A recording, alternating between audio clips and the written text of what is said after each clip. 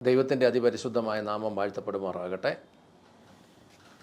മിക്ക വിഷയങ്ങളുടെ പുറകിലും ആത്മീകമായ കാരണങ്ങളുണ്ട് എന്നുള്ളതാണ് സത്യം. വാക്യം വായിക്കാം. പുറപ്പാട് പുസ്തകം 34-ാം അധ്യായത്തിൻ്റെ 12-ാമത്തെ വാക്യം. നീ ചെല്ലുന്ന ദേശത്തിലെ നിവാസികളോട് നീ ഒരു ഉടമ്പടിയും ചെയ്യാതിരിക്കുവാൻ സൂക്ഷിച്ചുകൊള്ളുക, അല്ലാതിരുന്നാൽ അത് നിന്റെ മധ്യേ ഒരു കെണിയായിരിക്കും. ഒന്നുകൂടെ വായിച്ചേ. നീ ചെല്ലുന്ന ദേശത്തിലെ നിവാസികളോട് നീ ഒരു ഉടമ്പടിയും ചെയ്യാതിരിക്കുവാൻ സൂക്ഷിച്ചുകൊള്ളുക, അല്ലാതിരുന്നാൽ അത് നിന്റെ മധ്യേ ഒരു കെണിയായിരിക്കും. ഇതിൻ്റെ അവസാനം പറയുന്നത് കെണിയായി തീരുമെന്ന് എഴുതിയേക്കുന്നത്.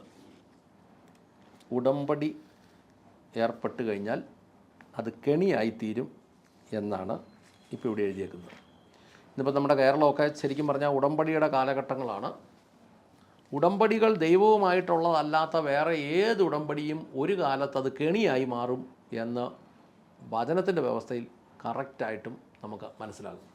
ഇത് ഇസ്രായേൽ ജനത്തിനോട് ഈജിപ്തിൻ്റെ അടിമത്തത്തിൽ നിന്ന് അവർ വിടുവിക്കപ്പെട്ട് വന്ന് അവർ കനാൻ ദേശത്തേക്ക് അങ്ങ് എത്തിക്കഴിയുമ്പോൾ അവരോട് പോകുന്ന വഴിക്ക് ദൈവം പറഞ്ഞത് ഒരു കാര്യമാണ്.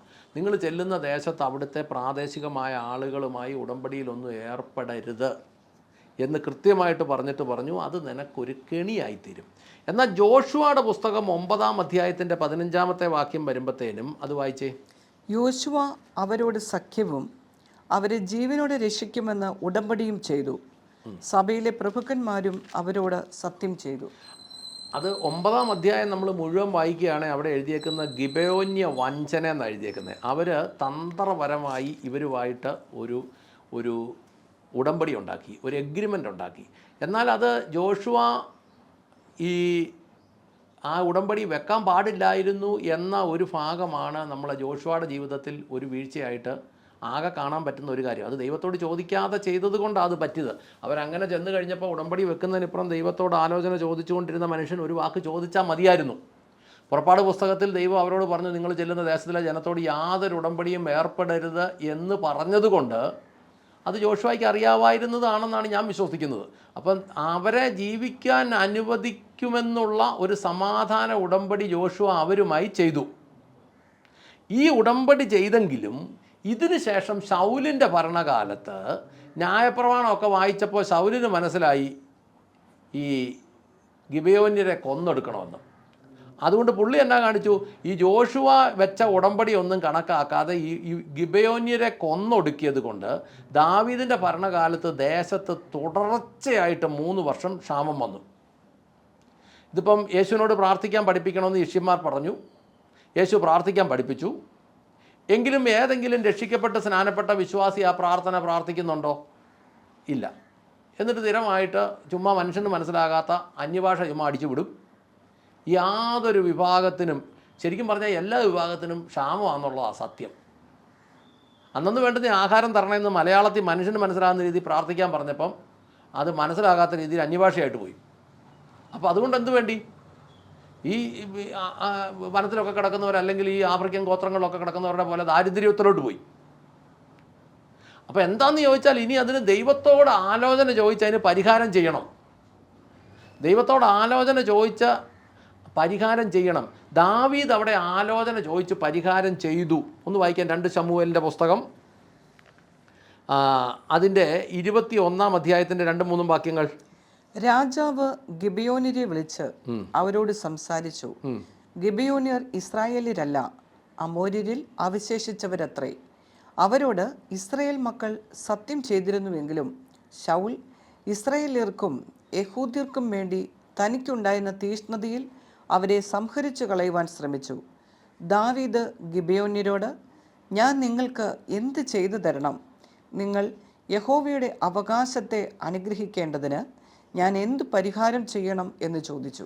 അപ്പോൾ അത്രയും ചോദിച്ച് രാജാവിന് മനസ്സിലായി ഇവരെ വിളിച്ച് ഇവരുമായിട്ട് സംസാരിച്ച ഈ അമോര്യർ എന്ന് പറയുന്നവർ തന്നെയാണ് ഈ ഗിബയോന്യർ. അതിപ്പോൾ അവിടെ തന്നെ വായിച്ചല്ലോ. ഈ അമ്മോന്യരെ ഒന്നും വെച്ചോണ്ടിരിക്കരുത്, അതെല്ലാം ഭാവിയിൽ പണിയാകുമെന്ന് ദൈവം നേരത്തെ പറഞ്ഞിരുന്നതാണ്. പക്ഷേ ഈ ജോഷുവ പോയി അവരുമായിട്ട് ഒരു എഗ്രിമെൻ്റ് ഉണ്ടാക്കി, ഉടമ്പടി ഉണ്ടാക്കി. അപ്പോൾ അത് എഗ്രിമെൻ്റ് ഉണ്ടാക്കിയപ്പോൾ പിന്നെ എഗ്രിമെൻ്റ് പാലിക്കണമല്ലോ. പക്ഷേ അത് പാലിക്കാതെ ശൗല് ആ എഗ്രിമെൻറ്റിന് അപ്പുറം കയറി അവരെ എല്ലാം കൊന്നൊടുക്കി.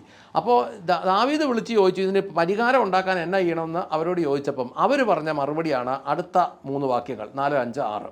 ഗിബെയോന്യർ അവനോട്, ശൗലിനോടും അവൻ്റെ ഗൃഹത്തോടും ഞങ്ങൾക്കുള്ള കാര്യം പൊന്നും വെള്ളിയും കൊണ്ട് തീരുന്നതല്ല, ഇസ്രായേലിൽ ഒരുവനെ കൊല്ലുന്നതും ഞങ്ങൾക്ക് ഉചിതമല്ല എന്ന് പറഞ്ഞു. നിങ്ങൾ പറയുന്നത് ഞാൻ ചെയ്തു തരാം എന്ന് അവൻ പറഞ്ഞു. അവർ രാജാവിനോട് ഉത്തരം പറഞ്ഞത്, ഞങ്ങളെ നശിപ്പിക്കുകയും ഇസ്രായേൽ ദേശത്തെങ്ങും ഞങ്ങൾ അവശേഷിക്കാത്ത വിധം നിർമൂലമാക്കുവാൻ ഉപായം ചിന്തിക്കുകയും ചെയ്തവൻ്റെ മക്കളിൽ 7 പേരെ ഞങ്ങൾക്ക് ഏൽപ്പിച്ചു തരണം. ഞങ്ങൾ അവരെ യഹോവയുടെ വ്രതനായ ശൗലിൻ്റെ ഗിബെയയിൽ യഹോവയുടെ സന്നിധിയിൽ തൂക്കിക്കൊല്ലുവാൻ തന്നെ ഞാൻ അവരെ തരാം എന്ന് രാജാവ് പറഞ്ഞു. അപ്പം ഈ ശൗലിൻ്റെ മക്കളെ 7 പേരെ വേണമെന്ന് പറഞ്ഞു കൊന്നുകളയാൻ, ഇതിന് പ്രതികാരമായിട്ട്. ദാവീദ് ഇവരെ വിളിച്ച് ചോദിച്ചപ്പം ചിലപ്പം ദാവീദ് വിചാരിച്ച് കാണും, പൊന്നോ വെള്ളിയോ വല്ലോ ചോദിക്കുകയാണെങ്കിൽ ആവശ്യം പോലെ അങ്ങ് കൊടുത്തേക്കാം എന്ന് ആയിരിക്കും ദാവീദ് ചിന്തിച്ചത്. ഇന്നത്തെ കാലത്ത് വിശ്വാസികളോട് ചോദിച്ചാൽ വിശ്വാസി പറയും, എന്നാ കാണിച്ചാലും വേണ്ടില്ല, കാശ് തന്നാൽ മതി എന്ന് പറയും. ഇന്നത്തെ ശുശ്രൂഷകരാണെങ്കിൽ പറയുകയും വേണ്ട, എന്ന അക്രമം കാണിച്ചാലും കുഴപ്പമില്ല, കാശ് കിട്ടിച്ചാൽ മതി എന്നുള്ള ഒരു ചിന്തയിലോട്ട് അത് പോകും. അതുകൊണ്ടാണല്ലോ ഈ പട്ടിക്കൊക്കെ വേണ്ടി പ്രാർത്ഥിക്കാൻ വേണ്ടിയൊക്കെ പോകുന്നത്. അപ്പോൾ ഞാൻ പറഞ്ഞത്, ഈ വയറൊഴിച്ചിലായിട്ട് കിടക്കുന്ന പട്ടിക്ക് വേണ്ടി പ്രാർത്ഥിക്കാൻ പോയവർ വരെ ഇന്ന് ശുശ്രൂഷകരുടെ കൂട്ടത്തിലുണ്ട്. അത് പൈസയ്ക്ക് കിട്ടുന്നതുകൊണ്ടാണ്, പൈസയ്ക്ക് വേണ്ടിയിട്ട് അങ്ങനെയൊക്കെ പോകുന്നത്, അല്ലെങ്കിൽ ഒരിക്കലും അങ്ങനെയൊന്നും പോവില്ല. അന്നേരം സ്വാഭാവികമായിട്ട് ദാവീദ് ഓർത്തത് വല്ല പൈസ പൊന്നോ വെള്ളിയോ ഒക്കെ ചോദിക്കുമായിരിക്കും. പക്ഷേ പൊന്നും വെള്ളിയൊന്നും അല്ല ചോദിച്ചു. അന്നേരം പറഞ്ഞ്, ഞങ്ങൾക്ക് ഈ ഒപ്പിച്ച ഇതിനുള്ള ഞങ്ങളെ എല്ലാം കൊന്നു മുടിച്ച ഈ ശൗലിൻ്റെ കുടുംബത്തിൽപ്പെട്ട 7 പേരെ വേണമെന്ന് പറഞ്ഞു. അപ്പോൾ കുടുംബത്തിലുള്ള അല്ലെ മക്കളായിട്ടുള്ള 7 പേരെ വേണമെന്ന് പറഞ്ഞ് രാജാവ് കൊടുക്കാവെന്നും പറഞ്ഞു. അപ്പോൾ ആരെയൊക്കെ കൊടുത്തു എന്നുള്ളത് അതിനകത്തെ ഭയങ്കരം. അതാണ് മുന്നോട്ട് നമ്മൾ ചിന്തിക്കേണ്ട കാര്യങ്ങൾ. ഇസ്രായേൽ ജനങ്ങൾക്ക് ക്ഷാമത്തിൽ നിന്ന് പരിഹാരം വേണമെങ്കിൽ ശൗലിൻ്റെ 7 മക്കളെ, കുഞ്ഞുങ്ങളെ ശൗലിന് ജനിച്ച നാട്ടിൽ കൊണ്ട് കൊല്ലാനായിട്ട് ഇവർക്ക് കൊടുക്കണം. എന്നാൽ ഇവർ ഇസ്രായേൽ ജനത്തെ അനുഗ്രഹിക്കാമെന്നാണ് പറഞ്ഞത്. ഇന്നുള്ളവരൊക്കെ സൂക്ഷിക്കേണ്ട ഒരു കാര്യം എന്നാന്ന് ചോദിച്ചാൽ, ഈ പല പെടുമരണങ്ങളുടെ പുറകിലും ചില ഉടമ്പടികളൊക്കെ ഉണ്ട് എന്ന് മനസ്സിലാക്കണം. ഉടമ്പടികളൊക്കെ ഉണ്ടെന്ന് മനസ്സിലാക്കണം. ഈ ശൗല് 40 വർഷം ഭരിച്ചപ്പോൾ ക്ഷാമമില്ലായിരുന്നു. അത് ശൗലിൻ്റെ മിടുക്ക് കൊണ്ടോ ശൗലിൻ്റെ അഭിഷേകം കൊണ്ടൊന്നും അല്ല. എന്നാൽ ദൈവത്തിൻ്റെ ദാസനായ ദാവീദ് വന്നപ്പോൾ അടുപ്പിച്ച് 3 വർഷം ക്ഷാമം ഉണ്ടാകുകയും ദാവീദ് ഇത് ദൈവത്തോട് ആലോചന ചോദിച്ച് പരിഹാരം ചെയ്യുകയും ചെയ്യുമെന്ന് ദൈവത്തിന് അറിയാവുന്നതുകൊണ്ടാണ്. ഇനി ശൗലിനെ പോലെ ഒരു ദുഷ്ടനൂടിയാ വന്നെങ്കിൽ അന്നേരവും ഈ ക്ഷാമം വരികയില്ല. പല വ്യക്തികൾക്കും പ്രശ്നങ്ങളില്ലാത്തത് എന്തുകൊണ്ടാണെന്ന് ചോദിച്ചാൽ, അവനൊരു ദുഷ്ടനായതുകൊണ്ട് അവനിത് ആലോചന ചോദിക്കുകയില്ല, അവനതിന് പരിഹാരം ചെയ്യുകയില്ലെന്ന് ദൈവത്തിന് ഉറപ്പുള്ളത് കൊണ്ടാണ് ദൈവം അവരുടെ ജീവിതത്തിൽ പ്രശ്നമൊന്നും അനുവദിക്കാത്തത്. കാരണം അവർ പരിഹാരം ചെയ്യില്ല, അത് ദൈവത്തിന് തന്നെ അറിയാം. ശൗല് ചെയ്യുകയില്ലെന്ന് ദൈവത്തിന് അറിയാം, ശൗലെ പോലെ ഉള്ളവർ ചെയ്യുകയില്ലെന്നറിയാം.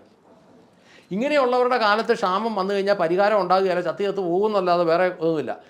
ഈ മിക്ക കാരണങ്ങളുടെ പുറകിലും ഇതുപോലെ പരിഹാരം ചെയ്യേണ്ട വിഷയങ്ങൾ കാണും. ഈ ജോഷുവ 9:15 സമാധാന ഉടമ്പടി ചെയ്തു, സഭയിലെ നേതാക്കൾ പ്രതിജ്ഞ ചെയ്ത കാര്യം മറന്നു. ജോഷുവ 9:15 ഒന്നുകൂടെ എടുക്കാമെങ്കിൽ, യോശുവ അവരോട് സഖ്യവും അവരെ ജീവനോടെ രക്ഷിക്കുമെന്ന് ഉടമ്പടിയും ചെയ്തു. സഭയിലെ പ്രഭുക്കന്മാരും അവരോട് സത്യം ചെയ്തു. കണ്ടോ? അപ്പോൾ സത്യം ചെയ്തപ്പോൾ, സഭയിലെ പ്രഭുക്കന്മാരോട് സത്യം ചെയ്തപ്പം അത് യഹോവയുടെ നാമത്തിൽ തന്നെ സത്യം ചെയ്തിട്ടുണ്ട്. അങ്ങനെ ചെയ്ത പിന്നെ ദൈവത്തിന് മാറി ചെയ്യാൻ പറ്റിയല്ല. പല കാര്യങ്ങളും ഇങ്ങനെയാണ് കിടക്കുന്നത്. ഇനി നമ്മൾ സങ്കീർത്തനം 119:164 വായിക്കുകയാണെങ്കിൽ, ദാവീദ് ദിവസം 7 പ്രാവശ്യം ദൈവത്തെ സ്തുതിക്കുകയും പ്രാർത്ഥിക്കുകയും ചെയ്യുന്നവനാണ്. അതായത് 24 മണിക്കൂറിനെ 7 ആയിട്ട് ഡിവൈഡ് ചെയ്യുമ്പോൾ 3.25 മണിക്കൂർ വെച്ച് കിട്ടും. അങ്ങനെ അതൊരു യാമക്കണക്കാണ്. 7 യാമങ്ങളിൽ പ്രാർത്ഥിക്കുന്ന വന്നപ്പോൾ പ്രശ്നം തുടങ്ങി. അർത്ഥം എന്താണെന്ന് ചോദിച്ചാൽ, ആ പ്രശ്നം അവനോടുകൂടെ അങ്ങ് തീരുക എന്ന് പറഞ്ഞാൽ, ആ പ്രശ്നത്തിന് അവൻ ദൈവത്തോട് ചോദിച്ച് അതിന് പരിഹാരം അവനങ്ങ് വരുത്തുക. അപ്പം അടുത്ത തലമുറയിലേക്ക് അത് പോവില്ല. ഇതുകൊണ്ടാണ് പറയുന്നത്, പിതാക്കന്മാരുടെ തെറ്റുകൾക്ക് 4 തലമുറ ശിക്ഷിക്കുമെന്നും പിതാക്കന്മാരുടെ നന്മകൾക്ക് 1000 തലമുറ അനുഗ്രഹിക്കുമെന്നും. അപ്പോൾ ഒരു പിതാവ് ദൈവത്തിൻ്റെ വചനത്തിൻ്റെ വ്യവസ്ഥയ്ക്ക് നിൽക്കാൻ തയ്യാറുള്ള ഒരു തലമുറ എഴുന്നേറ്റാൽ അവിടം തൊട്ട് പിന്നെ മുന്നിലോട്ട് അനുഗ്രഹമാണ്. എന്നാൽ പഴയ കാലത്ത് അങ്ങനെയല്ല. ഈ വചനത്തിൻ്റെ വ്യവസ്ഥയെ നിൽക്കാത്ത ഭക്തന്മാരെന്ന് അഭിനയിക്കുന്നവർ, പ്രത്യേകിച്ച് ഈ പ്രതിമകളുടെ ചുവട്ടിലൊക്കെ നിൽക്കുന്ന ഭക്തന്മാരായിട്ടുള്ള അഭിനയം, അത് അന്ധമായൊരു അഭിനയം. അത് അങ്ങനെയുള്ള ആളുകളുടെ തലമുറകൾക്ക് 4 തലമുറ വരെ പ്രതികാരം ചെയ്യുന്ന ഒരു ദൈവം പരിഹാരം ചെയ്യുമെന്ന് ദൈവത്തിന് ഉറപ്പുള്ളവൻ വരുമ്പോൾ ദൈവം പ്രശ്നങ്ങൾ അനുവദിച്ചാൽ ദൈവത്തോട് ആലോചന ചോദിക്കുകയും ആ ആലോചനയ്ക്കനുസരിച്ചുള്ള പരിഹാരം ചെയ്യുകയും ചെയ്താൽ, ഒരു കാര്യമുണ്ട്, അന്നത്തെ കാലത്ത് അങ്ങനെയൊക്കെയാണ് പരിഹാരമെങ്കിൽ ഇന്നത്തെ കാലത്ത് പരിഹാരങ്ങൾ അങ്ങനെയേ അല്ല.